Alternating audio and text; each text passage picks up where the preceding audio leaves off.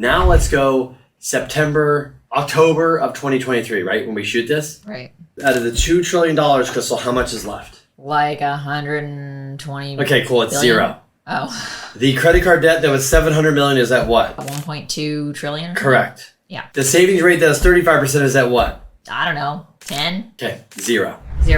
Now let's talk about this. We keep, and I'm not talking what's going to happen. I'm talking about what is going on. So when we look backwards, and I said, Crystal, tell me about January of this year, right? Yeah.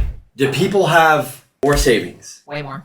Did people have more equity on their credit card? And more, room on their credit card. Cool. Yeah, lower credit Interest card. rates were lower. Yep. And so the consumer, the buying power and everything was a lot better. Yes. So as we move through, that's getting worse.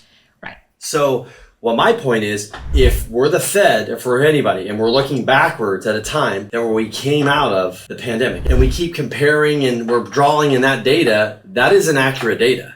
6 months ago is not the same of today.